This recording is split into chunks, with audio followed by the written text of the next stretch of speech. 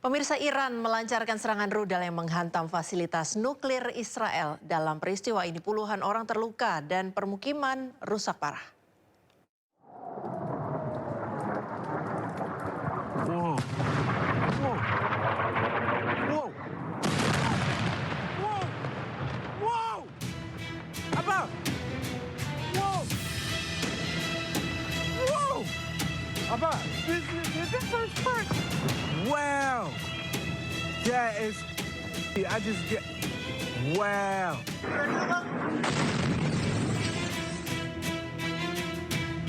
Ketegangan di Timur Tengah kembali memanas setelah Iran melancarkan serangan rudal yang menghantam fasilitas nuklir Israel di kota Dimona. Serangan ini menjadi salah satu eskalasi paling signifikan dalam konflik terbuka antara kedua negara dalam beberapa pekan terakhir. Rudal Iran menghantam kawasan permukiman dan menyebabkan puluhan orang terluka. Wow. Wow. Wow. Sejumlah korban mengalami luka serius. Sementara kerusakan bangunan cukup luas akibat ledakan.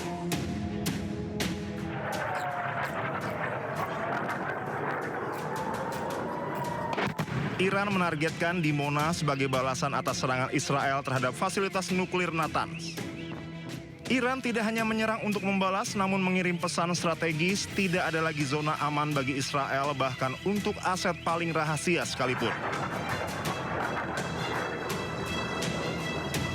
Kota Dimona merupakan pusat penelitian dan tulang punggung program nuklir Israel sejak era 1960-an.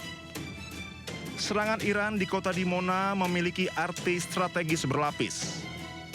Pertama, menunjukkan bahwa Iran mampu menjangkau target bernilai tinggi. Kedua, menguji respon Israel tanpa benar-benar memicu bencana nuklir. Ketiga, mengirim pesan ke dunia bahwa keseimbangan kekuatan di kawasan mulai bergeser. Iran mengatakan bahwa negaranya dapat melindungi Greenland jika negara-negara Uni Eropa tidak mampu melindungi Greenland dari ancaman Presiden Amerika Serikat Donald Trump. اتحادیه اروپا را اول تهدید کرد بعد التماس کرد. Dengan nada bercanda, Kepala Kepolisian Iran Ahmad Reza Radan menyindir negara-negara Eropa yang tergabung dalam Uni Eropa bahwa Teheran dapat melindungi Greenland jika Uni Eropa tidak mampu melindungi Greenland dari ancaman Donald Trump. Sebelumnya, Trump kembali meningkatkan tekanan diplomatik terkait Greenland yang memicu kekhawatiran di kalangan sekutu Eropa. Trump mendorong agar Greenland berada di bawah kekuasaan Amerika Serikat.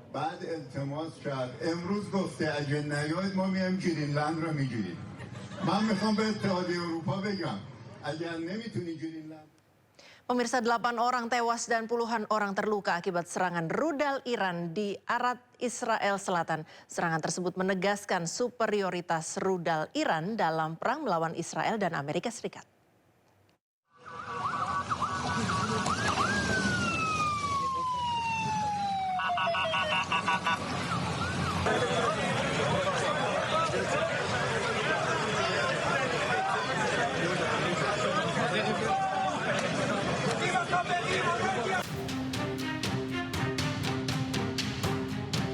Iran melancarkan serangan rudal ke wilayah selatan Israel.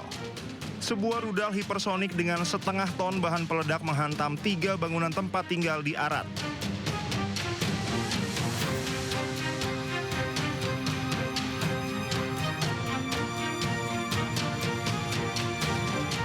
Ledakan tersebut menyebabkan sedikitnya 8 orang tewas, 75 orang terluka, dan 2 orang hilang.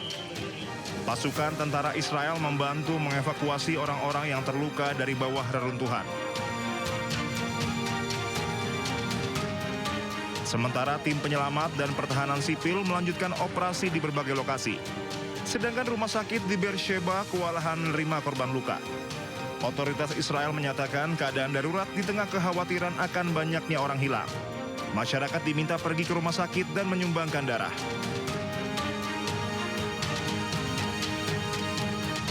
Serangan tersebut menegaskan superioritas rudal Iran dalam perang melawan Israel dan Amerika Serikat. Israel mengakui beberapa rudal Iran menembus pertahanan mereka dan memungkinkan rudal seberat ratusan kilogram menghantam langsung wilayah Israel.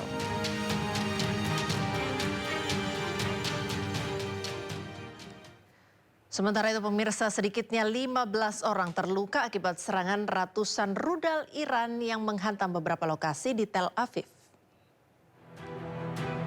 Sejumlah kendaraan dan bangunan di Tel Aviv luluh lantak usai dibombardir angkatan bersenjata Iran. Pasukan pertahanan Israel IDF mengumumkan bahwa Iran telah menembakkan 400 rudal ke kota Tel Aviv. IDF mengklaim 92 diantaranya berhasil dicegat dengan sistem pertahanan udara Iron Dome. Akibatnya 15 orang terluka dan langsung dievakuasi ke rumah sakit Beilinson dan rumah sakit Ichilov. Petugas keamanan tampak sibuk mengamankan lokasi kejadian dengan memasang garis polisi. Amerika Serikat dan Zionis Israel diketahui telah melakukan agresi militer ke Iran sejak 28 Februari lalu. Sedikitnya ada 18 warga Israel telah dipastikan tewas, sementara di Iran ada 2.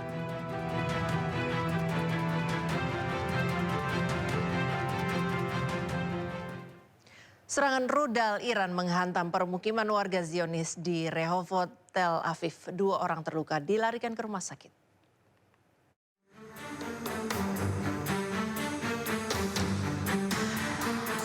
Kobaran api membumbung di kawasan permukiman di Rehovot, Tel Aviv, Israel, usai dihantam rudal Iran.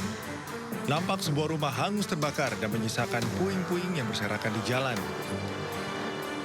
Dilaporkan 2 orang terluka dilarikan ke rumah sakit. Petugas keamanan menutup area dan polisi segera melakukan penjagaan ketat. Iran menembakkan 8 salvo rudal balistik ke Israel hingga merusak rumah-rumah dan melukai warga.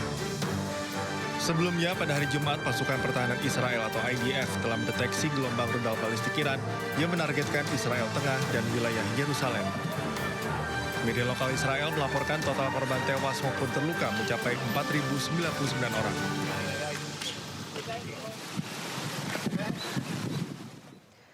Serangan rudal kembali menghantam wilayah utara Israel. Pecahan rudal yang diduga diluncurkan oleh kelompok Hizbullah menghantam kawasan permukiman di Ma'alot dan melukai 9 orang.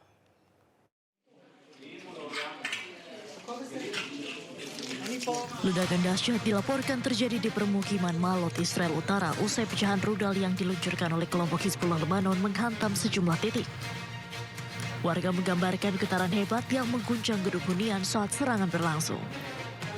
Nampak kerusakan signifikan mulai dari jendela pecah, lubang di dinding, hingga puing-puing dan perabot rumah tangga berserakan di dalam rumah warga.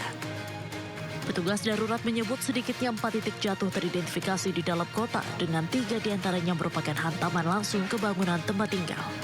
Otoritas tempat pun membuka pusat bantuan bagi warga yang rumahnya terdampak.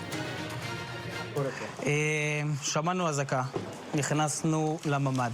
אחרי 3 שניות שהיינו בממ"ד שמענו בום, ממש כל הבניין רעד. ישר יצאתי לבחוץ לסרוק, הסתכלתי פה מסביב, השכנים נתקעו בדלת, ישר פרצתי להם את הדלת. ואז הסתכלנו פה למעלה, בבניין ממול, ראינו שם ממש עשן וזה, באו טיפלו בהם. מהעוצמה, עפו רסיסים פה לכל האזור, פגעו פה ברכבים, אפילו ברכב שלי גם. נכנס רסיס, והעיקר שכולם חיים ובריאים. Diketahui kelompok Hizbullah Lebanon memulai operasi Devoured Straw sejak 12 Maret lalu sebagai balasan atas agresi Israel terhadap Lebanon. Pemirsa, puluhan orang di Tel Aviv menuntut operasi militer Amerika dan Israel terhadap Iran dihentikan. Protes terhadap Netanyahu ini diwarnai aksi teatrikal.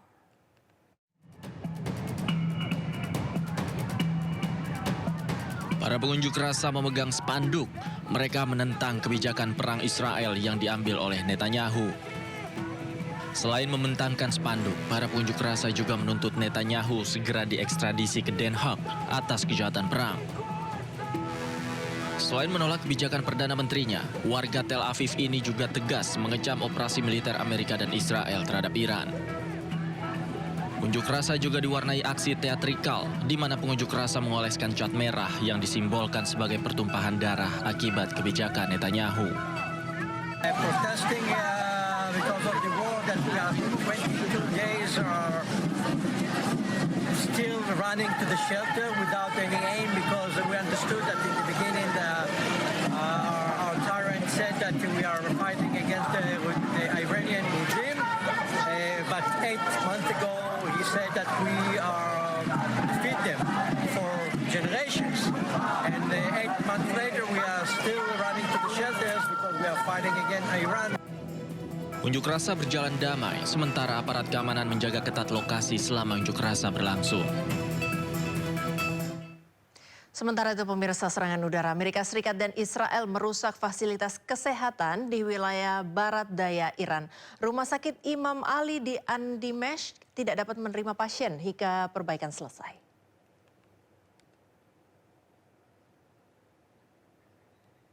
Keinformasi selanjutnya pemirsa, militer Amerika Serikat mengklaim telah menyiapkan langkah besar untuk melumpuhkan kekuatan Iran. Amerika Serikat juga melemahkan kendali Iran atas Selat Hormuz, jalur vital bagi perdagangan internasional seperti pengiriman minyak.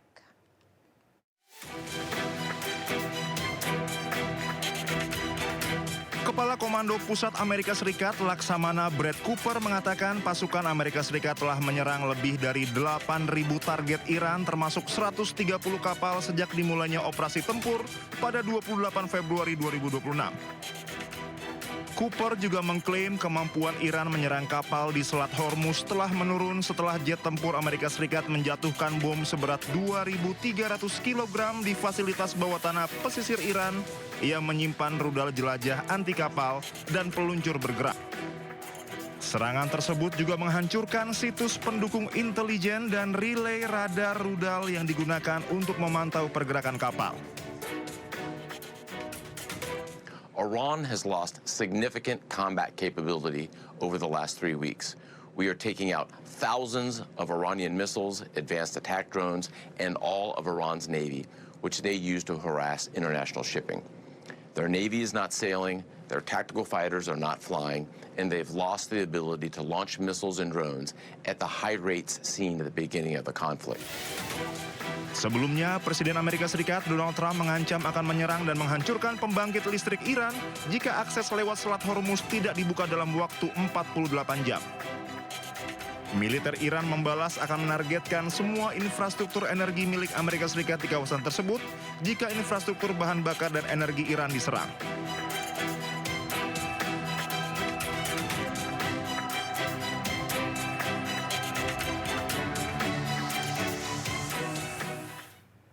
Pemirsa, momen serangan udara Amerika Serikat Israel di Iran terekam kamera amatir seorang wanita. Sejumlah warga tergeletak di jalan, namun belum diketahui nasib wanita yang merekam momen tersebut. Detik-detik serangan udara Israel dan Amerika Serikat di Iran ini terekam kamera amatir warga. Belum diketahui lokasi persis serangan ini maupun korban jiwa akibat serangan. Perekam video pun tidak diketahui nasibnya, namun terdengar korban menyebut nama Tuhan sebelum telepon genggamnya tiba-tiba mati. Setelah 3 pekan perang, setidaknya ada lebih dari 1.400 warga Iran tewas akibat serangan Amerika Serikat dan Israel.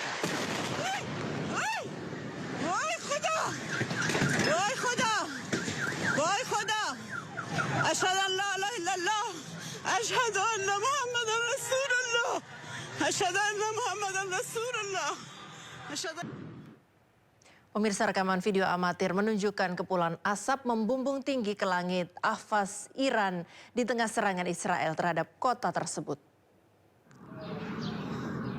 Video amatir warga merekam kepulan asap membumbung tinggi terlihat di permukiman warga di kota Ahvaz, Iran. Serangan gabungan antara Amerika Serikat dan Israel terhadap Iran dimulai sejak 28 Februari lalu telah menewaskan lebih dari 1.000 warga sipil.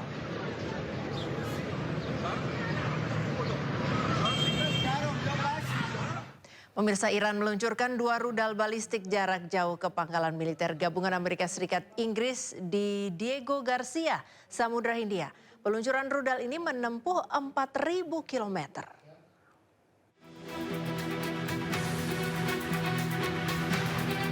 Usai Inggris mengizinkan Amerika Serikat memakai pangkalan udara militernya, Iran meluncurkan 2 rudal balistik jarak jauh ke pangkalan Inggris di Diego Garcia, Samudra Hindia. Rudal yang diluncurkan kemungkinan besar adalah Khorramshahr 4, sebuah rudal balistik Iran yang sangat canggih.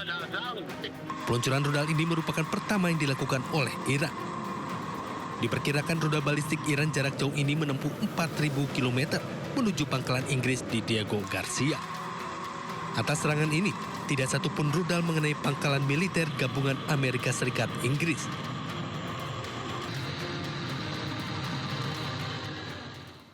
Pemirsa, peluncuran rudal Iran jarak jauh dilakukan pertama kalinya oleh militer Iran dengan jarak tempuh rudal ke pangkalan militer gabungan Amerika Serikat Inggris menempuh 4.000 kilometer.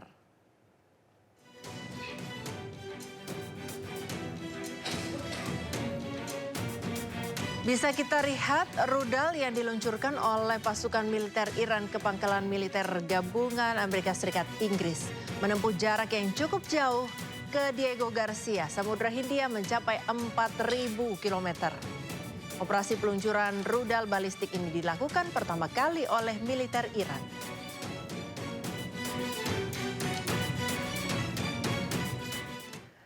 Perdana Menteri Inggris telah mengizinkan Amerika Serikat untuk menggunakan pangkalan-pangkalan militer Inggris. Setelah mendapat izin menggunakan pangkalan militer Inggris, Angkatan Udara Amerika Serikat mengirimkan pesawat USAF C-130 Hercules dan pesawat pembom B-1 Lancer mendarat di pangkalan Angkatan Udara militer Inggris. Pesawat C-130 Hercules milik militer Angkatan Udara Amerika Serikat sedang menurunkan bom JDEM atau bom berpemandu GPS yang dilengkapi dengan pemandu laser dan inersial alias bom pintar. Kedatangan pesawat-pesawat Amerika Serikat ini terjadi setelah setelah Menteri Pertahanan Amerika Serikat Pete Hegseth mengatakan bahwa serangan terhadap Iran akan meningkat. Tidak hanya pesawat USAF C-130 Hercules Amerika Serikat, tapi juga pesawat pembom B-1 Lancer terlihat terbang dari pangkalan udara militer Inggris. The United States has requested permission to use British bases for that specific and limited defensive purpose. We have taken the decision to accept this request to prevent Iran firing missiles across the region, killing innocent civilians, putting British lives at risk, and hitting countries that have not been. Perdana Menteri Israel Benjamin Netanyahu kembali muncul ke publik dan menegaskan bahwa dirinya masih hidup. Meski demikian, warganet mencurigai video tersebut adalah buatan artificial intelligence atau AI. Welcome to the Foreign Press. First of all, I just want to say, I'm alive. And you're all witnesses. Perdana Menteri Israel Benjamin Netanyahu menepis kabar kematiannya yang viral di media sosial dengan menyatakan dirinya masih hidup. Dalam keterangan persnya, Netanyahu menegaskan dirinya masih hidup dan meminta publik tidak terpengaruh oleh informasi palsu. Ia juga menyebut kabar kematiannya adalah berita palsu sebelum memberikan keterangan mengenai operasi militer yang tengah berlangsung di Iran. First of all, I just want to say, I'm alive. And you're all witnesses. And now that I dispatched this piece of fake news, I want to give you an update on Operation Roaring Lion. Under President Trump's visionary leadership, America and Israel are acting together in Iran with great determination and unprecedented strength. Meski demikian, sejumlah warganet meyakini video yang diunggah juga merupakan hasil rekayasa artificial intelligence atau AI. Warganet memandang ada kejanggalan pada lengan baju di pergelangan tangan kiri Netanyahu. Pemirsa, PBB merilis laporan khusus yang menyatakan bahwa Israel secara sistematis menyiksa tahanan Palestina. Laporan khusus PBB menyatakan bahwa tahanan Palestina mendapatkan perlakuan tidak manusiawi secara fisik dan psikis. Laporan berjudul Penyiksaan dan Genosida oleh Francesca Albanese ini menyatakan tahanan Palestina kerap mendapat pukulan, kekerasan seksual, pemerkosaan, penyiksaan mematikan, dan juga kelaparan. Israel juga secara sistematis menghilangkan pemenuhan kebutuhan dasar manusia bagi tahanan Palestina. Selain itu, sejak Oktober 2023, penahanan warga Palestina semakin bertambah menjadi 18.500 orang dan setidaknya 1.500 diantaranya adalah anak-anak.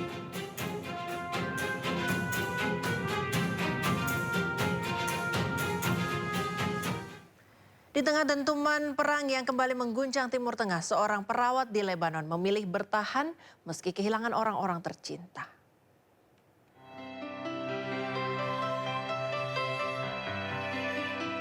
Narjis Bilal Salman, seorang perawat di Rumah Sakit Raya, Lembah Bika, tetap setia di garis depan kemanusiaan.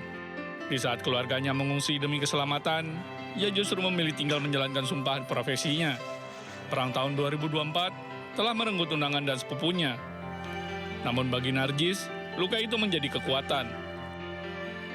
الماضية لما أجرنا ننزح كرمال خيي الصغير خوفا على حالته النفسية وقفت بين خيارين إنه يا بدي أنزح وفل كرمال خيي وأترك شغلي وجدي اللي كان مريض سرطان وستي اللي كانت مريضة سكري وأترك واجباتي والشغل اللي أنا درست له لحتى أشتغله أو إنه خاف على حالي وأهرب.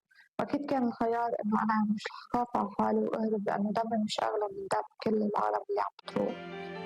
Data Kementerian Kesehatan Lebanon mencatat lebih dari 1.000 orang tewas dan ribuan lainnya terluka. Di tengah kepungan perang dan kehilangan, sosok Narjis menjadi simbol keteguhan bahwa di garis depan konflik, kemanusiaan tak pernah padam.